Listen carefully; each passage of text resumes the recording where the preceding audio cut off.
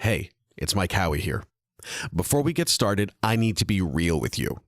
In this interview, we talk a lot about suicide. We talk about mental health, about self-harm, about suffering, about suicidal ideation and tendencies. We talk about people and non-human animals. Sometimes we generalize, sometimes we're specific. This episode may not be for you, and that's totally okay. If you're having concerns about your well-being, if you're having a hard time, that's okay too. Remember that I love you. Then visit crisisservicescanada.ca for Canadian friends or suicidepreventionlifeline.org for those down south. Try talking to a friend. If you'd rather reach out to me in chat, just hit me up. I like this world best with you in it. Now, here's episode 618. Is already there in nature, and it's one of these categories that, again, we cannot restrict to only Homo sapiens. It's much more widespread, and it doesn't mean that it will look the same. This is Defender Radio.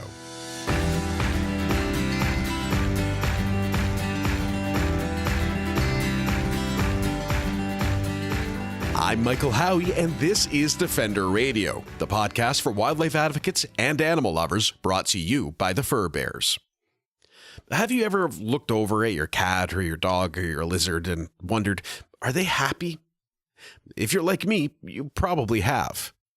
But have you ever asked deeper questions, like are they fulfilled? How do they view themselves in relation to the world? And do they consider life after death?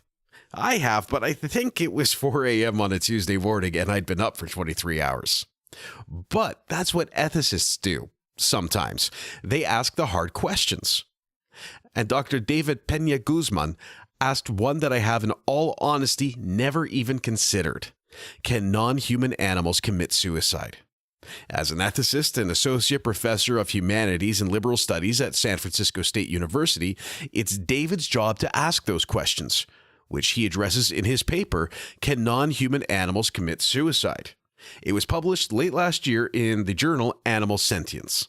What he may not have been prepared for was putting his brilliant paper on the subject in front of me, then dealing with me peppering him with questions for over an hour. And some of these questions, not my best. But Professor Peña-Guzmán put up with them all, and we spent more than an hour discussing his paper, the implications of increased awareness in the realm of animal cognition and sentience, and a whole bunch of rambling from me. It was a ton of fun. David even said so in a follow-up email that I choose to believe was in no way sarcastic. Now, a couple of housekeeping things before we dive in. I hate Microsoft. Well, I don't actually hate anyone or Microsoft, but computers can be frustrating. Now, between Skype's weird hit and miss connectivity and Microsoft's decision that the world outside would actually end if my computer didn't download updates while I was doing this interview, a couple of bits of David's side got a little garbled. For the most part, I was able to clean it up, and you probably won't notice. But around the 43-minute mark of the interview, I had to take a 15-second chunk out.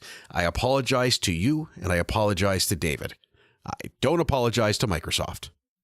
But on a happier note, I asked, and you delivered. I got a ton of notes from people on the subject, and a few others, via Patreon and the Facebook page for questions I can ask interview subjects. I tried to get to as many as I could, and if you have more, send them over. I'll see if we can get David back. Now remember, this is going to be a patron-only feature soon, hearing about who's coming up for interviews and being able to ask them questions through me. Learn more at patreon.com/defenderradio. Now, let's dive in. I read your paper twice. I talked about it. I thought about it. And I feel a sense of existential dread. And I feel like that's really the purpose of academic philosophy. I think you're not wrong about that. Well, why don't we start by talking about how you ended up doing what you do? Because it's a very interesting field. And I would maybe group it into the large concept of anthrozoology that's kind of growing right now. But you teach in the liberal arts, liberal studies program at San Francisco State University. Clearly, philosophy is your go-to, I would take it, although do tell me I'm horribly wrong if I'm horribly wrong. How does one end up in the position to even be having the thought of, do non-human animals commit suicide or die by suicide? Apologies. No, that's right. To start with, my background is in philosophy. That's what my master's and my PhD were in. Mm-hmm. And so my training intellectually has been in a number of philosophical traditions, one of which is the philosophy of science. So I have been trained to sort of ask philosophical questions about scientific practices, scientific institutions, scientific research. And so in a lot of my work, that's precisely what I do. I look at existing knowledge produced by the natural sciences, and then I ask questions that I think that research raises, but that go beyond purely scientific concerns. So there are cases where scientific research forces us to ask philosophical questions, and that's sort of where I come in. You can certainly see this in the physical sciences that raise questions about the nature of the universe, the ultimate structure of reality, and you can see that also in the life sciences, where it raises questions about the nature of the living and different kinds of animals. And so my personal interest in relation to the life sciences is animal research into the cognitive, behavioral, and social capacities of non-human animals. And that's something that I've been working on for a couple of years. And what I do is I bring together scientific and philosophical sources to ask questions that are not exclusively scientific, but are not also exclusively philosophical, but happen somewhere in between those two fields. And you see this with this paper that I published last year, the journal Animal Sentience, about animal suicide. Now, the question about how I came to ask that question in the first place, it's a little interesting. So I was asked to be on a panel for a professional conference devoted to the place of animals in scientific research and the ethics of scientific research that uses animal models. As part of this panel, I was asked to speak about the concept of animal dissent. So do animals have the capacity to say no to various kinds of research protocols? Because if that's the case, then it raises interesting questions about how to do science ethically when we're using animals as research models. And as I started thinking about this more narrow question in the field of science ethics, I began broadening my thinking about what animal dissent might entail. And then I started thinking about this category of suicide as a form of dissent, as a form of negation. And I realized that there is a scientific literature about animal suicide, which surprised me. I didn't expect it. And so what I did is I jumped into that literature, which is not very big, but it is there. And I started asking questions about what the implications might be, both for the field of suicide research and for the field of animal studies, if we open ourselves up to the possibility that some animals might be capable of what we could call suicidal behavior. And we know from the ethological literature that there's a lot of documentation of self-destructive behaviors in non-human animals. The question is, can we classify that as suicide or suicidal behavior? And this is where my research comes in. And it's one of those things where you hear the question, and based on my experience, so I'm for those who are listening for the first time, and for you, my background is journalism, and I just have a real interest in life sciences, in the natural world, and I'm going to be working on a BSc soon. But I come at this from that journalism sort of point of view of gather as much as I can, spin it around, and try and make it as short as possible. And one of the things that immediately jumps at me when you say that is, how can you ever possibly know without asking them? And I feel like that is both the worst first question, but also potentially the worst last question I could ask. So I'm going to just throw it out there now. The uncertainty of this. How do you manage that? I mean, I think you very eloquently, and I'm going to get to that specifically in your implication section. You make an incredibly eloquent statement about why we need to ask. but without the ability to directly communicate and say, hey, how you feeling today, Norm? Can we truly know what non-human animals intend when some of these behaviors are exhibited? Well, I think that is the $60,000 question insofar as it points to the core obstacle in any scientific research involving non-human animals. In this case, we're talking about suicide, but this really is a knife that cuts across the board. How can we know how deep the animal mind goes without having verbal reports from those animals? And scientists they're trained to be clever, to ask questions and design scientific protocols to try to get around this issue. Because if we begin from the standpoint of demanding verbal report before we draw any conclusions, then by definition, we will never draw any conclusions about the emotional or cognitive lives of animals. But it is true that we must begin from a position of uncertainty because we do not have access, direct, unconditioned access to the inner lives of these creatures. And so we have to navigate a lot of these conclusions concerning their capacities, be they psychological or behavioral, in a nuanced way. And I think this is an important point that I highlight in my piece.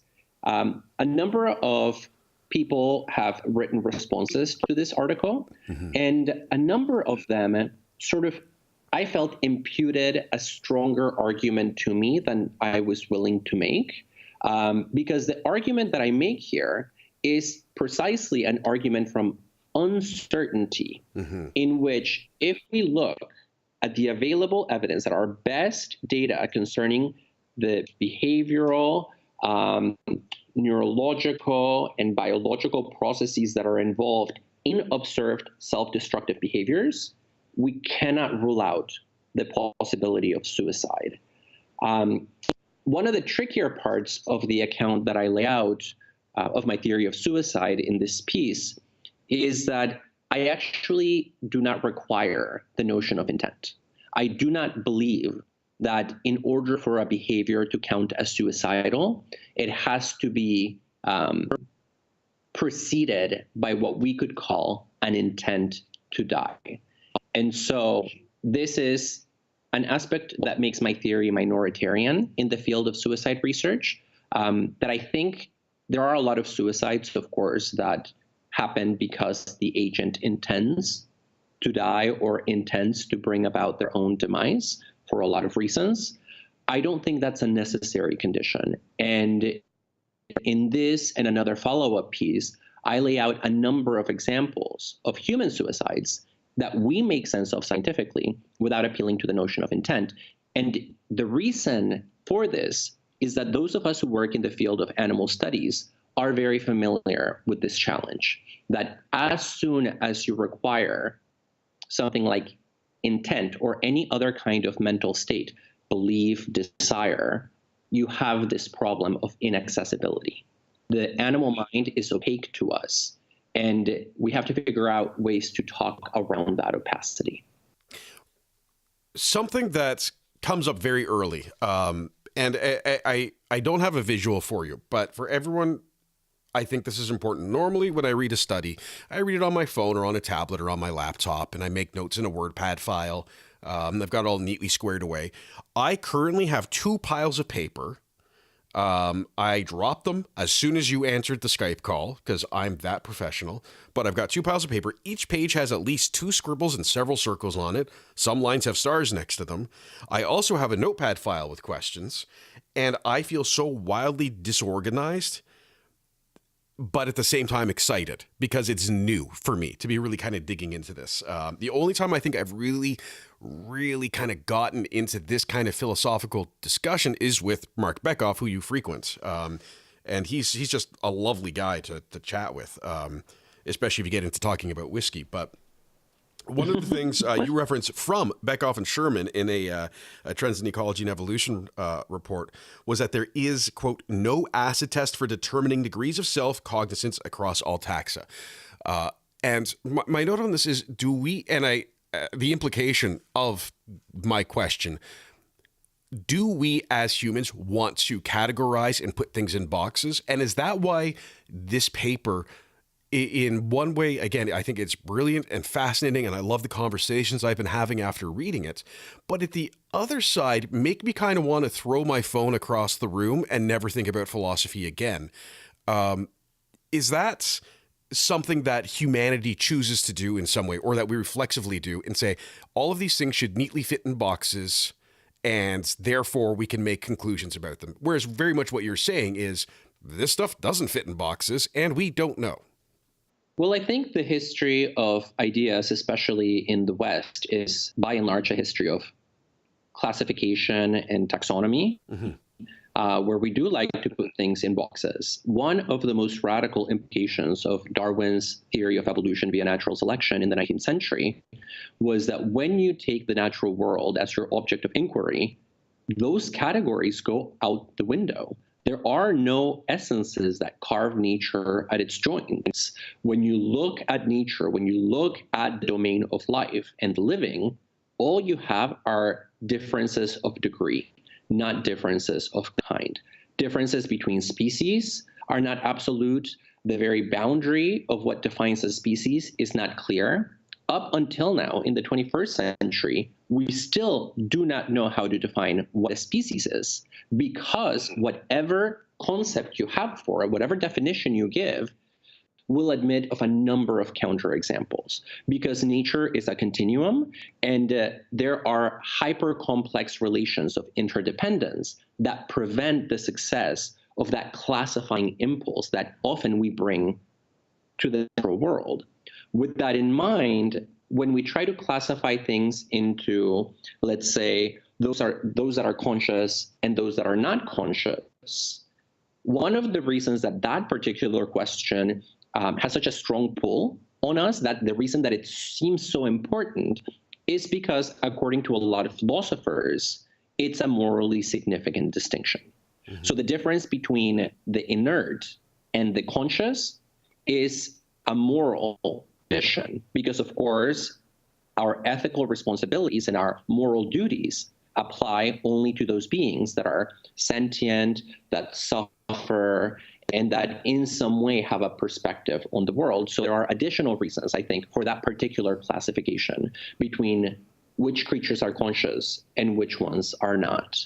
And I think ethicists have been engaging the natural sciences much more recently, precisely because of this overlap between these two very different fields. Yeah, and I can't remember if it was Beckhoff or if it was Hal Herzog, and I can't remember the school he was out of before he retired. But I think he lived in South Virginia, or does Virginia have two sides? I can't remember.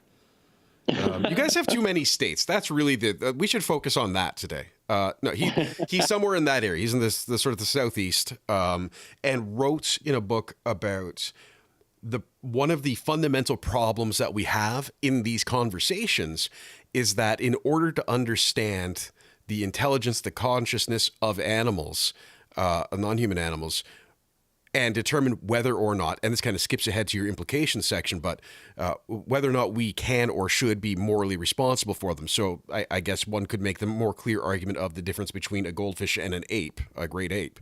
A great ape, we recognize that there's this level of intelligence and empathy and all of these things that exist in a great ape that also exist in us, but in a goldfish, we don't see it. So it's okay if the cat gets the goldfish, I guess, is kind of the thing. But in order to test that, we kind of have to test the animals. But by testing the animals, we're causing all these, it's this weird moral conundrum of determining that. That also then leads into the much more subjective question of, does it really matter in some ways? But that's more of I'd almost say like a vegan abolitionist concept. And now I'm ranting and totally off topic. But yeah, I mean, and this depends on your philosophical commitments. How do you draw the boundaries of the moral community, of those beings that matter morally? Some people draw the line simply at sentience. If there is a being that feels pain and pleasure, it has moral interest, and we have to respect those interests, like an interest in not suffering. Some people draw those boundaries in a much more restricted way to say only beings that reach some threshold of cognitive performance or intelligence matter morally. And so they draw the lines a little bit differently. Other people choose other categories or other criteria to sort of do that gerrymandering operation. So some people will say only animals that have language or only animals that have empathy. Historically, if you look at the history of moral theory and ethical theory, by and large, the most constant move has been to say, well, only human beings matter morally because only human beings have the relevant moral capacity, whatever it might be, rationality, language, empathy, etc. And as the science advances, especially the scientific study of animal behavior and animal cognition, as it moves forward, we realize that all these categories that we limited only to human beings and that we thought were exclusive to Homo sapiens, they're actually much, much more widespread in nature than we realized. And this is essentially what I'm doing with the category of suicide, which also historically has been treated in an anthropocentric way. In other words, it's been assumed to apply only to one species. But again, in a post-Darwinian world, it's very difficult to expect capacities and certain kinds of behavioral displays to be limited only to one species, especially when you start finding parallels, similarities, isomorphisms that cut across species differences. But you are right that sometimes the trick is not that those similarities aren't there, but that we don't see it. So one of the big questions that we have to ask is, what am I not seeing in these cases when I'm studying non-human animals, when I'm drawing a negative conclusion? Because it could be that we're simply not seeing something that is there, either because we're not asking the right questions or because we're not setting our experimental protocols in the right way. And this is where I think scientists have their work cut out for them, because it does require a lot of curiosity, a lot of creativity, in order to get that question right, to get an epistemically sound answer. And epistemic humility, by the way, trying to figure out what that meant for the first 30 seconds literally made me insane. Because if you Google epistemic, it says the study, it's the study of knowledge. But when I then read it in context, it made perfect sense. But we'll get to that. One of the things that you talk a lot about is free will, which for me, and again, this is without any philosophy in my background, without any great time spent on this subject. As soon as I hear free will, I think theology. That is how it's always been present in my life. And I grew up in a secular home. But free will, that concept has always been linked to Christianity or the God stories and so on. But it actually is a very real, I mean, it's you spend a fair bit of time discussing the concept of free will as well as the implications of free will in non-human animals and humans. So can we start, how do you, in sort of like that very simple ground that you're quite good at doing, how do you explain what free will is for this context? So I agree with you that the concept of free will is essentially theological. Okay. And I use the concept only because it is an argument, there is an argument that is quite common that I encountered when moving through the literature on animal suicide and some related fields, whereby people say, well, it would be impossible for an animal to self-destruct because they just don't have free will. They are just responding to natural causes and mechanically sort of putting out effects. So it's just an input-output mechanism. And because there's nothing inside, there is no voluntary action, there is no free will. By definition, the concept of suicide cannot be applied to animals. And so I use this concept, but I actually prefer to speak of voluntary action rather than free will for that very reason, that I think free will, it has too much theological, philosophical, and conceptual baggage to do the kind of subtle work that we need a concept like it to do. But the point that I tried to make in the section on free will is that if by free will, we just mean the ability to act out of our own desires, to act voluntarily, And if that's a requirement for suicide or the requirement for suicide, then we have no reason to assume that animals cannot engage in suicidal behavior, because we have plenty of evidence that animals engage in voluntary action. Animals choose, they pursue different things based on their moods. They have preferences, and sometimes they act on them, and sometimes they don't. And so, for example, the Japanese primatologist Tetsuro Matsuzawa has used that concept of free will in his research on chimpanzee behavior. And one of the arguments that I really like that he makes in one of his books on chimpanzee cognition is he says, once you accept that chimpanzees act when they want to act and they don't act when they don't want to act, then you have to build that into your research and create a setting in which you're studying chimpanzees, but you give them the choice to either participate in the research or not, because they have voluntary action or free will. And so once you accept that, it opens this gate, it opens a door for thinking about animals in a new way, and it suddenly puts on the table discussions that may not have been on the table before. Of course, with the case of suicide, free will is very tricky. And the reason that it's very tricky is because our common everyday way of talking about suicide is precisely that we associate it with free will. Somebody wanted to end their life and they did.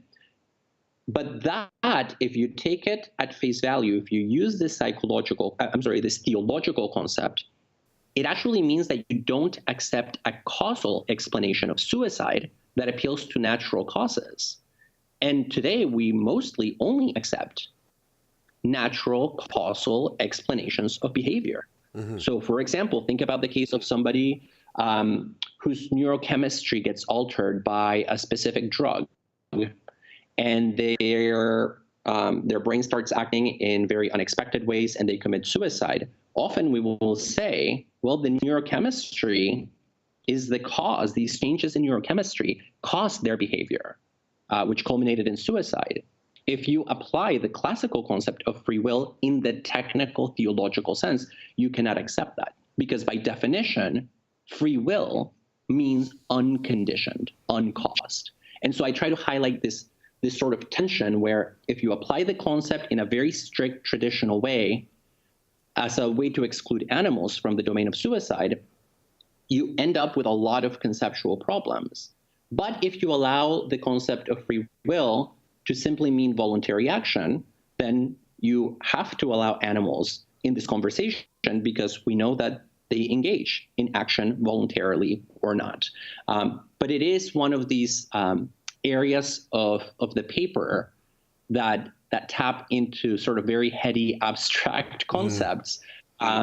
It just so happens that because of my background, I feel very comfortable on that territory. And so I'm able to navigate the philosophical issues in relation to the scientific literature. Yeah, and again, for me, it's interesting. And I was joking about this with a friend of mine who has a master's in philosophy up here, and saying when I read a paper about biology, about ecosystems, about evolution, but sort of all of these subjects that I'm interested in, I always feel relatively confident. Like, so they say, okay, well, I'm going to make this argument, and then here's my evidence. And the evidence is this clear chain, right? Here's a stack of studies. You can look at even just the abstracts and kind of get an idea of what they're talking about. With philosophy, you can have like a 3-page statement, a really profound argument, and then just be like, because Aristotle. And it can be very off-putting. But I think you do a great job of limiting that issue of you need to have gone and read all of this other stuff before you read this, which certainly makes it easier. But it is I think when you combine the concept of free will and the topic of suicide, like you need to drink when you're reading this sometimes. And I'm sorry, I'm teasing. I think when you're writing. And I'm sorry to tease. It's a wonderful paper. I love reading it. I truly do. It's just philosophy is such a. I have to sit and think so much more actively about philosophy and challenge my own thoughts as I go. One of the things I want to ask, so two parts here. One, you talked about the mechanical animal sort of concept. Is that Descartes, and is that still around? And sort of as a sub-question, who's actually arguing that at the very least like certain animals, non-human animals, are not sentient or cognizant or capable? Like I with all of like, there are birds using tools. That was from movies at one point. And we're like, no, that's what they do now. So who's making the argument against some of this stuff? Right. So the notion of animals as automata, of course, it's a historical argument that was quite common in the 17th and 18th century in Europe and later in North America, that has shaped most of the discussions that we have about animals historically. And although there really isn't anybody out there that I know, at least, that will defend a classical Cartesian interpretation of animals as complicated clocks, I think the inheritance of this kind of Cartesian mode of thinking has continued well into the 20th century. And one of the expressions of this Cartesianism in the natural sciences has been the rise and eventual fall of the behaviorist school in psychology that really saw animals as black boxes that simply have input-output dynamics, but that have no emotional inner world. And here you can think about the very famous historical experiments by Pavlov and Skinner on animals designed to prove that an animal really is just a complicated mechanism where if you poke the right thing, you'll get the right output, because there is no intermediary in the middle. There is no mind, there is no consciousness, there is no sentience. Now, behaviorism was so dominant in the first half of the 20th century that it really terms in which a lot of debates later were cashed out, or in which they were framed. And although a lot of people moved away from behaviorism in the 1970s and 80s when the cognitive revolution in psychology took place, I think we have been very good at moving away from behaviorism in our study of the human mind, but we have been quite slow at moving away from it in our study of animal minds. And there may be a lot of reasons for this lag. Personally, I think it has something to do with the fact that we have an implicit collective interest in not really thinking very much about the complexity of animal minds, animal emotions, animal mental states, animal behaviors, in large because in a lot of fields of social life, we dominate animals and oppress them in ways that might be challenged by really thinking about them in a new light. So although there are no people, again, that will be straight up Cartesians, 17th century thinkers, there are a lot of people who will actively deny, for example, that animals have emotions, or that animals have understanding, or that animals communicate in any complex way. And again, I think it has to do because often, however we answer those questions might have implications concerning the ethical and the moral question.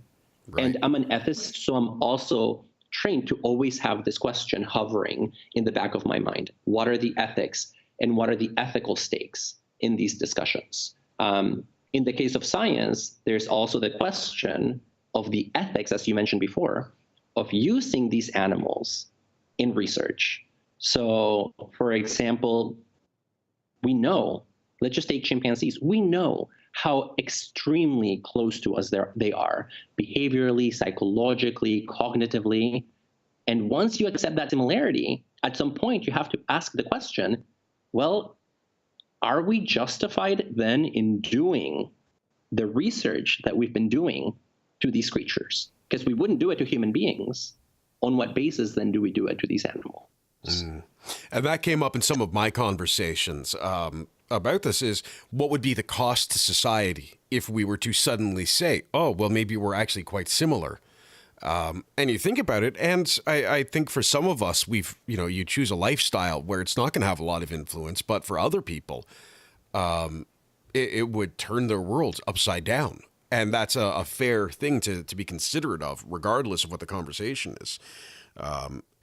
Talking about death, though, I think this was probably the hardest part for me with all of this, and not in terms of language or anything like that, but in terms of the actual questions that are asked of it and the awareness of death. So it's commonly, this is reading from the paper, commonly said to commit suicide, an agent must intend to bring about its own death, which animals cannot do because they cannot, quote, represent or, quote, conceptualize death in the first place. And as I thought about this, and I tried turning it over in my head and thinking, well, what about this and what about that? I realized how skewed my own view of death is. And even as someone, like a secular person who was brought up without any religion at all, the concept of spirituality creeps into that thought. The concept of molecular nothingness and decay creeps into that thought. Like all of these different things, and then the traditions and all of that, and the emotional components. And I think this part of your paper for me broke down the walls I had in my mind on this subject, because it made me realize how little grasp I have on such a basic concept as what is death. Because from a technical point of view, it's just the end of a life process. That's all it is. It is the inevitable end. It's one of the defining traits of life is death. But how do we consider it elsewise? And how could non-human animals who don't have centuries of philosophers and ethicists and biologists explaining it along the way? It was a very, I don't want to call it a light bulb moment, because a light bulb moment to me is always like, oh, I've got a solution. For me, it was very much I don't know anything moment. So... philosophical light bulb moments are, I have another problem to deal with, rather than I have a. Yeah, it was a very unique experience, to be honest. Like introspectively, just go, holy crap! I have no idea how I would explain this to someone. How do you explain this vast concept of the end of life? And I think it's very interesting, though, that you I think you acknowledge that, but then you get into. Members of the genus Pan relate to and process death. That whole paragraph, I thought, really kind of brings it home that some of the things we as humans do to try and cope or understand or put into logic and context what death is, we're seeing non-human animals do as well. Those rituals. Correct. And I mean, the concept of death is so primary in philosophy that it's quite difficult to talk about it. Of course, the objective scientific definition, as you said, is just the end of a life cycle or the cessation of life activity, however you want to phrase it. But from the perspective of the being whose death is in question, death is not just an objective fact. It's something much more radical. This is a philosophical point. And a number of philosophers, and this is the existentialist tradition in philosophy, they make the argument that death is inconceivable in the technical sense. Why? Because I, a living being, armed with all kinds of faculties of reason and memory and imagination, I cannot possibly imagine my own non-existence. One of the things that I find quite interesting about this philosophical tradition is that because death is so inconceivable, I mean, can I really imagine my own nothingness? It doesn't seem like I can. My head sort of hits a wall at that point. Because of that, that means that our relationship to death is not cognitive or intellectual. It is existential. Death is something that we fear, toward which we are heading, and that in many ways shapes our everyday behavior. But we have much more affective or emotional, if you want to use those terms, relationship to it. And so it raises the question of, what does it even mean to understand death? If it just means that you have a sense of when somebody is dead versus alive, and that you are deeply, deeply affected by the death of your loved ones, which I think seems right to me. I think that's as much as we can say about death. if that's how we think about death, then emerging research in primatology and marine biology suggests that a number of mammals do have a concept of death. There is a group of psychologists, for example, who are working in the UK, some of them I think are in Scotland, who have been doing research on how chimpanzees react when one member of their group dies. I don't know if you story that was floating around social media last year, but a lot of people were talking about the saga of this orca whale in the Pacific Northwest that was carrying its dead baby, mourning it for 17, 18, I forget exactly how many days. And there's no way to make sense of that behavior other than the animal understands that its child, its offspring has died, and can't let go until they have to.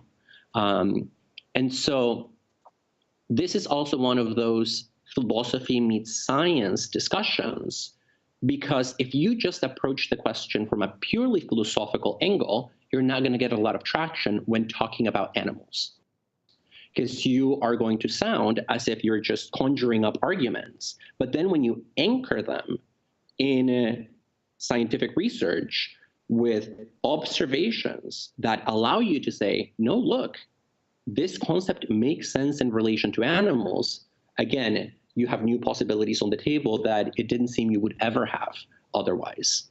That is a wonderful way to put that, because that was something that we were all watching with such intent. And the conversations that were coming up were quite interesting, because you did have people, like, we know that orcas are highly intelligent, highly social, and trying to determine, like, well, is this grief? Is this mourning? Is this questioning? Some people thought it was protest, saying, look at what you did to my child. And again, I think what's fascinating, and what you do such a wonderful job of, is saying, almost show me that we're wrong. Like, just putting it out there. How are you ever going to show? Like, we know that this behavior in another species would represent all of those things. If a human did that and was speaking, we could reasonably expect to hear those statements of, I am grieving, I am mourning, I am questioning you, I am protesting what has happened, and putting this out there for you to see. And why wouldn't an orca also be able to have those responses? It's a wonderful way of looking at it. So long, I think, as you can sort of couch it in some science, which you've done in this next bit, which I quite enjoyed in a weird way. Someone who has lived with mental health issues for so long. You talk about negative emotions and psychopathologies and self-destructive behavior parallels. I'm going to kind of group these together because I think they work together well. And I can say, personal experience, I know that there are a lot of ways people deal with bad emotions, or big emotions, I should call them up. There are no bad emotions. There's big emotions, big feelings. And you're just struggling to manage them, and you start doing stuff, pretty much. Because this gives me some kind of release. Healthy things to do are going for a run, which is what I did yesterday. We won't talk about what I did after the run, but I went for a run. So I did self-care. And that's, with my dog, I can watch her. And if she's anxious about something, I can watch her behaviors and start to see, okay, I'm going to distract her with this toy that's rewarding for her. And I know with friends who are going through something difficult, it's like, all right, let's just talk about baseball, right? Let's talk about something else. We can do these things to distract, but if you don't distract, you do start to go inward. And we have seen and documented so clearly so many different species causing self-harm. The one that is always top of mind for me is mink on fur farms. I'm not sure how familiar you are with these, but mink are normally solitary animals that live in large territories, spend a lot of time in water, hunting and playing. And on industrial type farms, they're kept in tiny cages, lined up, no access to running water. And there is clear, and we have video, not just photos, but video of self-mutilation in a way that it is disturbing to my core. And it's something you never unsee. We know in captive animals in zoos, we see that pacing behavior. and they'll start like they injure themselves because they are repeating behavior so frequently, which again is exactly what we see in humans. So I found that part very compelling, and I think it really kind of nails down some of the more philosophical side. Like you said, like you're pairing these two together. Is that sort of where you came at with this, or is that just how it presented itself? I feel like I talked for 10 minutes. Oh, there. No worries. So I think this is, in many ways, the thrust of the argument that I make. The thrust of the argument that I make is, let's look at the available evidence that might be relevant. What do we have already on the books? And I'm here talking about the science, not about the philosophy. If we look at the very vast literature on animal welfare and animal mental health, especially under conditions of captivity, what we find across the board are at least three sorts of insights. And what I do in the paper is I put them together, and then I ask the question, tell me why we cannot call this suicide, or tell me why this doesn't open that door. And the three things that are there are, number one, the precursors to suicide. So there are a lot of emotional and psychological states that in human beings we universally recognize as precursors or causes or contributing factors for suicide: lethargy, depression, PTSD, etc. The evidence is that many animals experience those states. There is evidence for depression, learned helplessness, anxiety, PTSD, even antisocial, borderline, and schizoid personality disorders in non-human animals. And so all these mental states that in humans, we raise a red flag to say, hey, this is the sort of thing that under the right circumstances leads to suicidal behavior, is already there in the case of animals. That's the first piece, the precursors. The second piece is the consequent. In human beings, many of these mental and emotional pathologies lead to suicidal, self-destructive behaviors, self-harm, self-killing, etc. And I also catalog research that just brings together observational reports and laboratory research that shows that, yes, we know animals do that too, as you point out with minks, and we know that about many more animals, that especially when they are in conditions of captivity, and especially when they have sort of internalized the fact that nothing they do will change it, start engaging in stereotypical behavior and self-behavior that extends from anything quote-unquote simple as basic self-harm to things as complicated as auto-cannibalism. And that shakes you to your core to think that we bring an animal to do that. And so you have the precursor with the psychopathologies, you have the consequent with the psychological behavior, so you have 2 out of 3. The third piece, and I also document the research showing that we have this in relation to animals, is simply the intermediaries that lead from A to B, which are the biological, chemical, neurological, and psychological pathways that lead from those emotional states to those behavioral outcomes. And again, I am not a scientist. I'm not generating any new data. I'm simply bringing very different bodies of literature together to say, once you put these in conversations, you see something new. It begins by clearing away some prejudices that I think we have about animals to sort of get a space in which we can think about them new. This free will stuff, the concept of death stuff, and then I jump into the science to say the intermediaries are there. And so I think it's fair to say that we should be open to the possibility that some animals may commit suicidal behavior, engage in suicidal behavior under certain conditions. And then after that, I talk about some of the ethical and social implications of sort of recognizing that. Well, one thing that I think is important to say about the framework that I lay out, and again, a number of commentators and critics have missed this very important point, is that I do not believe that animals will commit human suicides. I see suicidal behavior as a very vast category of self-destructive behaviors that can end in serious self-injury or self-annihilation.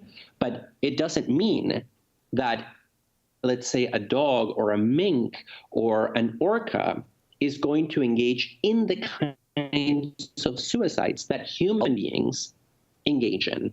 Their suicidal behavior will look very different. And maybe it will not even be successful, because committing suicide is, in fact, a difficult thing to do for an animal. Mm-hmm. But the fact that you have that emotional disturbance and the behavioral consequent, and that we have the data for it, suggests that the behavioral impulse, or at least the suicidal behavior, is already there in nature, and it's one of these categories that, again, we cannot restrict to only Homo sapiens. It's much more widespread, and it doesn't mean that it will look the same. Just like today, we recognize that many other animals have communication or language, and it doesn't mean that their language is English or Spanish or Mandarin. It's of a different order, but it still falls under the same large umbrella concept.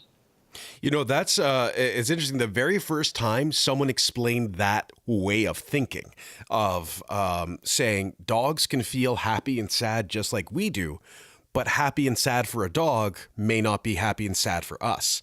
And it was Mark Bekoff. I think one of the very first times I spoke with him years ago, he kind of made that statement. And it's, again, one of those little things that comes from that philosophy side that just absolutely changes the way you view everything. And I think that's probably my favorite part about this kind of research and conversation, is you're not trying to say statistically this is valid, but you're asking questions and causing people to think in a new way. And that's very exciting to me. And there's a lot I'd love to spend 5 days talking about this. I want to jump ahead to a couple of bits, though, because we have already been talking for a while. Epistemology, epistemology, the E word. Epistemology. That's what I said. I'm pretty sure. Everyone else says it wrong. I found that, again, once I figured out what it meant in context, because that one sentence drove me insane. The study of knowledge. It doesn't mean anything. But when you start putting it into context, especially in the terms of humility, I thought that was very interesting. And I think it's a vital conversation to have, maybe not even for philosophers, because I would hope that in philosophy, this is something that's pretty clear, but I think needs to come up significantly in both life sciences, in natural sciences, and in advocacy. In this, I don't know, being comfortable saying we don't know, and that's okay. I find that often, and this isn't, this is a generalization, and it's from my perspective, of course, but I will at times read a study, and a biology study or an ecosystem analysis, or, one of those kinds of things. And it does not acknowledge uncertainty the way it should. It does not acknowledge, and I think the best example, you actually you mentioned this in passing, and it's something I've been thinking about too, is people often talk about the nature of the balance of nature. And when I say, well, no, I don't think there's really a balance in nature, they say, oh, well, it's like a teeter-totter. So it's always a little on one side or the other. And in my mind, it's kind of like a billion-sided teeter-totter, with every side wanting to be the one that's up high. And I feel like that's sort of a similar concept of saying, like, there's no way we know what's going to happen absolutely every time when we change something. Particularly, again, the theme that we often hit on with the show is talking about culls and very violent responses to wildlife. We don't know what's going to happen for sure if we get rid of these wolves or those coyotes or these raccoons. We can make some guesstimates, but there's no. It is almost an impossibility to measure every single little aspect of it. And I think that's where this come on, you guys just gotta, like, like Gary Aqua. That's what we'll call it from now on. Gary Aqua. When we're talking about epistemology, though, I think that's really important in the hard science. And then on the terms of advocacy, we want there to be a simple truth because that makes it easier to argue for something. And I think this is maybe a little more philosophical now, but to be able to say there's a lot about the situation we don't know, and then treat it almost the way we would treat the precautionary principle of say we don't know, so let's pull on the reins a little bit. But I think that's right. And I think the concept of epistemic humility that I introduce is a sort of version loosely of the precautionary principle, in which what I aim to suggest is, of course, in ecology, we know that the relations are so hyper complex that we cannot track all possible outcomes to make any claim with absolute certainty. I forget who it was. It was an evolutionary biologist, maybe Simpson, who said, nature is like playing chess on 1,000 boards in which any one move on any board affects all the other ones at the same time. Yeah. It's just like the level of complexity and interdependence is so high that we are not the kinds of creatures that can track that complexity. And this is where this is what the study of knowledge means. It means let's reflect on the limits of the human mind, of our cognitive structure, and then take those into account when we make knowledge claims. And so in relation to animal cognition, which is the sort of central theme here, the argument that I make is there's a lot that we don't know in relation to the animal mind, in part because we have been primed to have a very low estimation of the power of the minds of animals. We're already primed to see animals as less than or as less complex and less sophisticated. And so I find it frustrating when people draw negative conclusions very easily as if it's self-evident that animals don't have this capacity. Oh, well, obviously, animals don't understand death. They couldn't possibly. Oh, well, let's wait a minute. How do we make sense of these behaviors? Oh, animals obviously do not have free will. That's just intuitive. It's an intuitive absolute truth. Oh, well, then how do we understand voluntary action?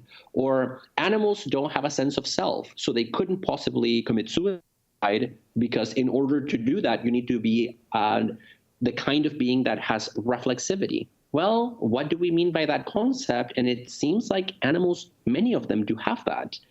And so this notion of epistemic humility means when making claims about the inner lives, capacities, and potentials of other species, we must first and foremost reflect on the limits of our access to that object.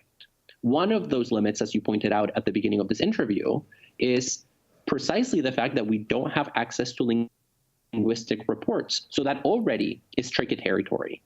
Another aspect is that we know how we see them, but we don't know how they see us. And that has to be part of the equation. Frans de Waal published a book just 2 years ago that I think captures the spirit of epistemic humility really well in its title. And the title of the book is, Are We Smart Enough to Know How Smart Animals Are? I have a copy of that kicking around somewhere. Yeah, it's a great book. I teach it to my students. Yeah, I recommend it. And one of the reasons I recommend it is because he focuses on a lot of scientific failures where the failure is imputed to the animal, but it's actually a failure of research design. We're not asking the right questions, and we're not creating the right protocols. More recently, on the philosophical side of that, the French philosopher Vinciane Després, who is a francophone, she's French. Actually, she might be Belgian. I don't remember. But she wrote a book that has a similar feel to it, entitled What Would Animals Say If We Asked the Right Questions? Mm-hmm. And it's in that same spirit as Frans de Waal's book, but with a much heavier philosophical emphasis. And these are the sorts of things that I find quite interesting because often they turn into reflections about our own shortcomings, about our own limitations.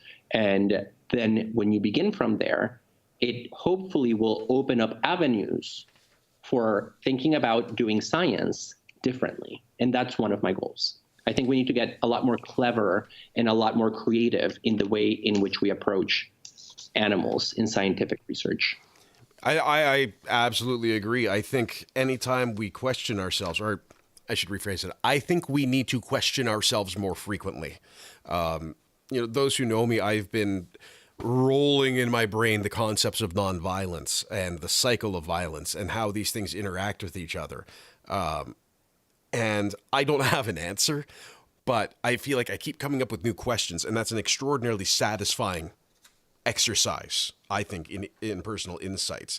And there's so much in here, and this is why I'm talking so much. I swear I normally don't talk this much in an interview, but there is so much jam-packed into these. I think it's about 18 pages of actual paper, and the rest is the bibliography. The last two things I want to touch on. One of them is very quick, and that is I want to frame these.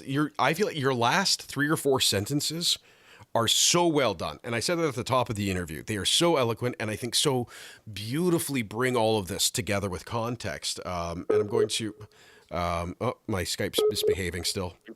It's making sound, and there we go. So I just want to sort of go over a couple of these sentences, because I feel like if you just put this at the beginning of the paper, this would be the most read thing on the internet. But that's my opinion, and I am very, very wrong, according to all of my ex-wives. It is available online for free on the website of the journal Animal Sentience. There we go. And I'll be linking to it. Don't worry. So you write. I'm just going to skip into the part way. Does this mean, as they say, does this mean that they, as Fenton argues, using chimpanzees as an example, have the ability to say no? No to other animals, no to humans, no to perhaps life itself? Can animals reflect on and reject their conditions of existence? Can a chimp, mirroring Socrates, differentiate between a life and a life worth living? These may sound like just abstract philosophical questions, but they have concrete ramifications for researchers, veterinarians, and even ethicists that we cannot ignore. Ethically, what might it mean that captivity drives some animals to the edge of self-annihilation? Similarly, what might it mean that we often use sentient beings that may be capable of consent in invasive biomedical research without their consent, whatever that may look like? That's the thing about philosophical questions. They seem distant until they hit home. And that's just my favorite thing in this whole paper. And I feel like that conversation is what needs to happen. And I want to ask, and this is the big question, how do we make that conversation happen? I mean, it's one thing if we're totally blunt about it in the university classroom, where people have chosen to go and learn, and they've chosen this very specific niche of animal sentience, cognition, and behavior. And they are interested in philosophy, and they want to put the time into it, like you and I have today. We've agreed to sit and talk about this for an hour. But there are so many people out there who don't want to do it, who don't care.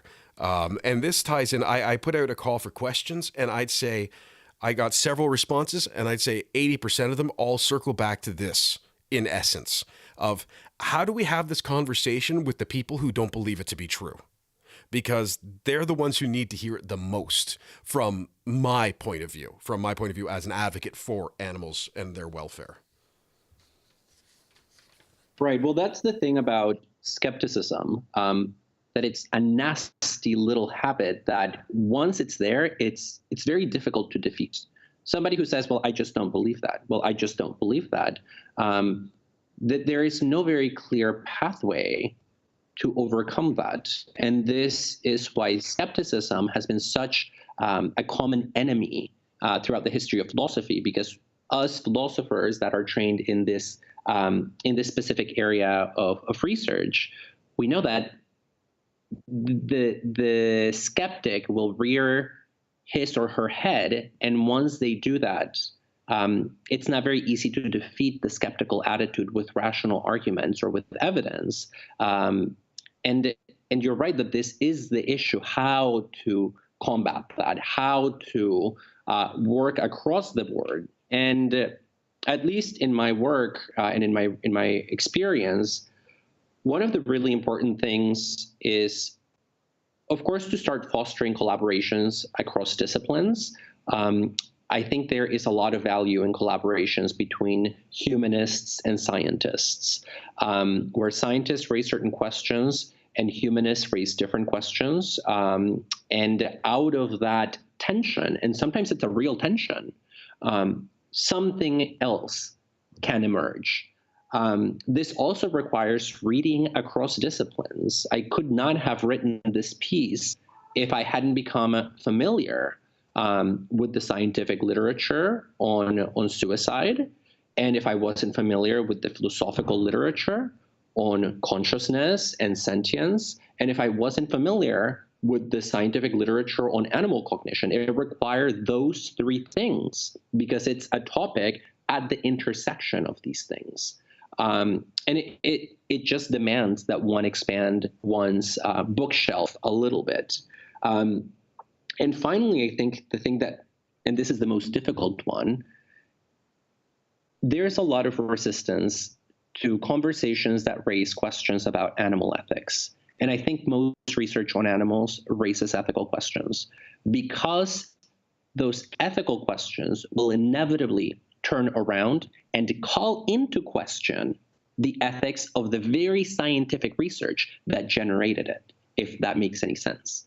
And so I've attended a number of professional conferences where, for example, there have been scientists who are so reluctant to speak to me because they are absolutely committed to the belief that what they do is unimpeachable from an ethical standpoint. And so they do not want to hear anything that could have as a possible ramification the claim that we ought to rethink the ethical side of science. And so I think being willing to put oneself in question and being willing to listen to criticisms of one's own practices on both sides of the aisle is important. But I recognize that it's tough, especially when, for many people, it's their career, it's their research protocol, it's their grant. But I don't think there's a way around it. If you're already so committed to a practice that you cannot question it, then I think you are somewhat in the position of the skeptic, even if you don't think of yourself in that way. And that is absolutely important. I mean, we should always be asking, can we do better? I think that is true of scientists, of professors, of writers, of baseball players. Like you got to say, hey, are we going to get better? Can we be doing better? Can we cause less harm? Can we in some way do this? And if we don't ask those questions, we're never going to innovate. And it just, to me, it seems so logical to do that. And that's something I come up against a lot with the North American model of wildlife conservation is the foundation for a lot of wildlife management practices. But when you actually break down that paper, the white paper, so to speak, on it, there's serious foundational flaws in the thinking. It starts with all kinds of presumptions. And if you challenge those presumptions, the entire plan falls apart. But people don't want to challenge those. And I think you do write at one point that a lot of the problem is people are still living in how they were taught originally. So the old methods, well, this is just what philosophy is. And you reference that with behaviorism. It was the popular thing for a series of time, and people who come from that time period may still be stuck learning that way. And sure enough, the people you're teaching today, the way you're teaching, may in 20 years still be kind of stuck in that, unless we take into account this introspection and challenge ourselves, which is not always easy or pleasant to do, especially when we start tying in our knowledge to our identity or our personal ethos. But I think that is absolutely vital, and it's a little surprising that it's maybe not taught more specifically that we need to be doing this. Mm-hmm. I did have two quick ones I want to ask you before I let you go. I swear I'm eventually going to let you get off the phone. Oh, no worries. And so these are questions, as I said, one of the things we're doing is letting people who are patrons to the show ask questions ahead of time. And I've got a few of those here. One of them I thought was great, and I'm going to put content warnings all over the place on this thing. But could the discussion, and this is a great philosophical question and psychological question, could this conversation, this work on discussing non-human animal suicide be upsetting or distressing to someone who has lost someone to suicide or who has suicidal ideation? Or do you think that this could be a benefit in broadening our understanding? So I hope it's the latter, and I certainly hope it's not the former. In terms of my own motivation for writing this piece, it really was to broaden our understanding of suicide as a concept and as a category and as a phenomenon, to make room for behaviors that don't fit the classical definition. And many of these behaviors that don't fit the classical definition are human behaviors. So in relation just to human beings, the concept of suicide, as traditionally understood, doesn't always work. And once you recognize that limitation already in relation to our species, it seems like it's not particularly apt for dealing with other species. I would hope that people who are in the position that you describe don't have that reaction to this piece, since this piece grows out of an attempt to get us to think about suicide in a much more global way that hopefully will have or could have, I don't outline these in the paper, but that could in theory have positive implications for early interventions or for providing better care for individuals that find themselves in the throng of psychopathology or various kinds of depression, etc. Now, the one place where I could see people potentially having a negative reaction to this is if they think that I am saying, oh, well, an animal could replicate a human suicide, because that seems to, I could imagine why that might be upsetting to somebody. And this is why I clarified earlier that I do not think all suicides are the same. And I certainly don't think that animals would commit the kinds of suicides that humans commit. The way in which a person might undergo a suicide depends on a lot of very complicated variables. And an animal, a non-human animal that might engage in suicidal behavior, that behavior won't look like human behavior because it's a different species undergoing a set of different experiences with some underlying similarities. And so I hope that's not the case, because in no way is this intended to trivialize what is one of the most intense and emotionally charged acts that somebody can experience either directly or indirectly via somebody else, which is suicide. I mean, it's a very serious topic, and I wrote this paper with that seriousness in mind. Well, and I can say, I mean, I'm coming from this from a place of extraordinary privilege. I recognize that. Cisgender white guy from the suburbs in an affluent family. I'm privileged, so I always try and put that out there to provide the context. But also, as someone who's lived their whole life with mental health issues, for me, it's almost kind of a beautiful thing to see that this is not a uniquely human or a unique part of some strange illness, but this is that there is a global implication to this, and that there are more things that tie us together, and that we can maybe learn more. We can learn how to help each other through this kind of conversation. So for me, I see a wonderful positivity from that.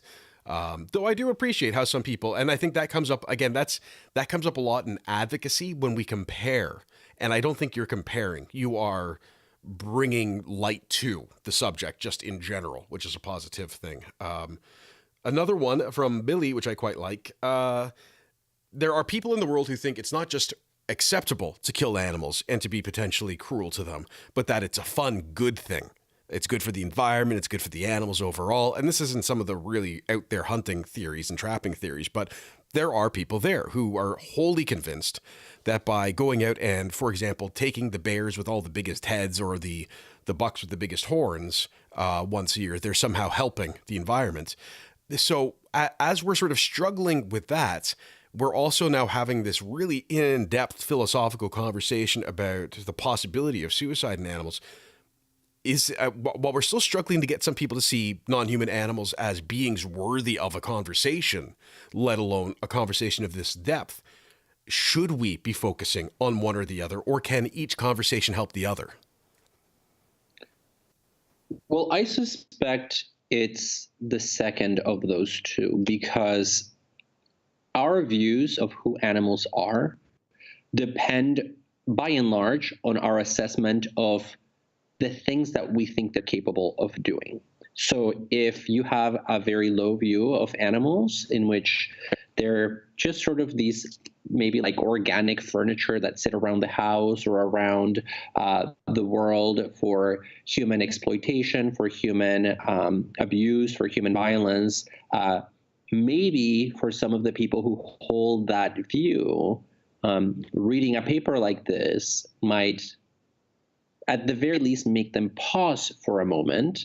Although I don't know if that's an idealistic interpretation of the power of academic writing. I'm not sure. I think by and large, academics write and read academic writing, which very rarely sort of gets out there in a very rarely does academic writing influence the world in very tractable ways that you could pinpoint. This person changed their view because they read this one article. Typically, it has to do with vaccines and diet fads. But hopefully it can have a cumulative effect, and you never know what will change somebody's mind, but I don't know. I agree that, unfortunately, we are at a stage in which the vast majority of people, explicitly or implicitly, view animals as expendable. And there is no best way to illustrate this than to say that for the vast majority of people, our most systematic engagement with animals is at the dinner table, or as subjects in biomedical research that produces the drugs that we take or the treatments that we undergo. And so human practices have a pretty high cost for animals. Whether it will change the views of those people that simply don't care about animals, I doubt it. But I'm not sure that any academic article could change the mind of those people. Hopefully there are other mechanisms to improve the lot of animals in the face of these human attitudes. To read David's paper, follow the links on this week's show notes or on the podcast blog at thefurbears.com. I am so genuinely thankful for David for sitting and talking with me for so long, especially since I was 5 minutes late starting, and then accidentally the papers with all my notes fell over the floor, which I then had to pick up and make noises. This is a fascinating subject, and I strongly encourage you to check out the paper. It has the potential to challenge the way you think, and that is a wonderful opportunity. I also want to thank all of you for checking out this interview, particularly if you stuck with it to now. You are a champion. Make sure you're following me on Facebook and Twitter at Defender Radio and Instagram at Howie Michael to find out what I'm up to, get in on things like asking interviewees questions, which will only be a Patreon reward soon, and you'll also get lots of pictures of JJ. That alone is worth clicking to follow. And if you have a second, like and review the show on iTunes or wherever you listen. It helps new people find us and gets the word out about the evolution of our compassionate world. Until next time, I'm Michael Howie for Defender Radio and the Fur Bears, reminding you to be kind, stay informed, and stay strong.